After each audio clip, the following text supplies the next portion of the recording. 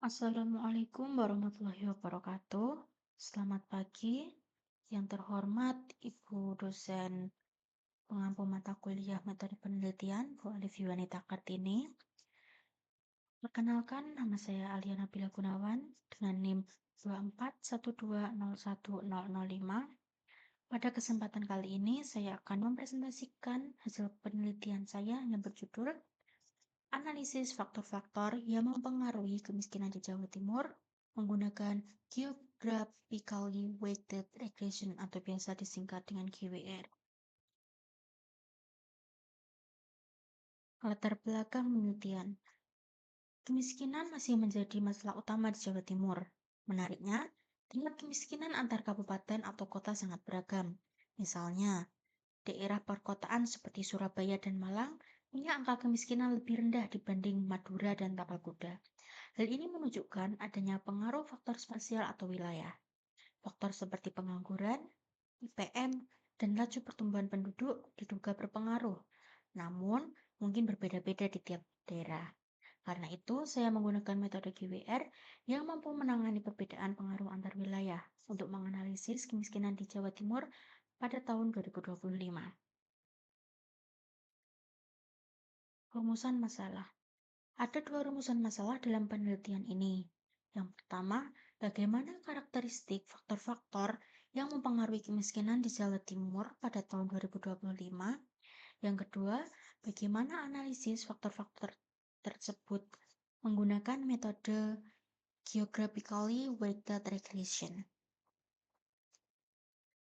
Sesuai dengan rumusan masalah tersebut, tujuan penelitian ini adalah yang pertama, mengetahui karakteristik faktor-faktor yang mempengaruhi tingkat kemiskinan di Jawa Timur pada tahun 2025, dan yang kedua, menganalisis faktor-faktor yang mempengaruhi tingkat kemiskinan di Jawa Timur menggunakan metode Geographically Weighted Regression. Landasan teori. Landasan teori yang digunakan meliputi konsep kemiskinan, pengangguran, IPM, laju pertumbuhan penduduk, serta metode GWR sebagai alat analisis utama. Objek penelitiannya adalah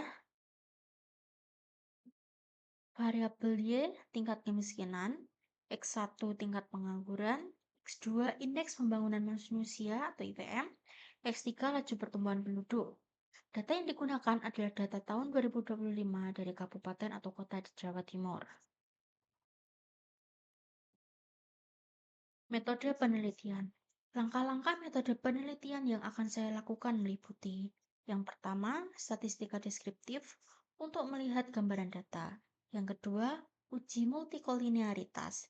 Yang ketiga, uji heteroskedasitas Creutzfeldt untuk mendeteksi keragaman spasial.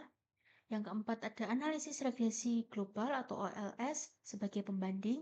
Yang kelima, penentu kernel dan bandwidth optimal untuk GWR. Dan yang keenam, analisis GWR untuk melihat pengaruh tiap variabel secara lokal. Hasil dan pembahasan. Statistika deskriptif. Dari analisis deskriptif, rata-rata kemiskinan di Jatim adalah 9,48% pengangguran, 3,78% IPM, 76,06 laju pertumbuhan penduduk, dan 0,76%. Kemiskinan punya variasi terbesar, artinya masalah ini tidak merata, sementara laju pertumbuhan penduduk paling stabil antar daerah. Yang kedua ada OLS.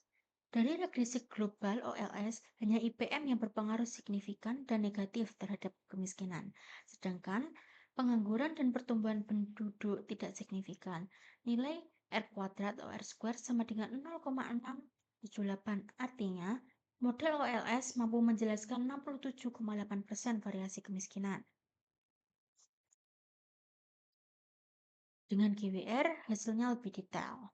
IPM tetap negatif dan stabil, koefisien variasi 0,32, pengaruhnya konsisten di semua daerah. Pengangguran dengan CV 3,77 dan pertumbuhan penduduk dengan CV 192,5 punya variasi spasial tinggi. Pengaruhnya sangat berbeda antar kabupaten atau kota. Artinya ada heterogenitas spasial yang kuat. Kesimpulan dari penelitian ini yaitu yang pertama, GWR lebih unggul dari OLS dengan R kuadrat naik 20,3% dari AIC turun 14,3 poin. Yang kedua, ada heterogenitas spasial yang kuat di Jawa Timur. Yang ketiga, IPM adalah faktor paling universal dalam menurunkan kemiskinan.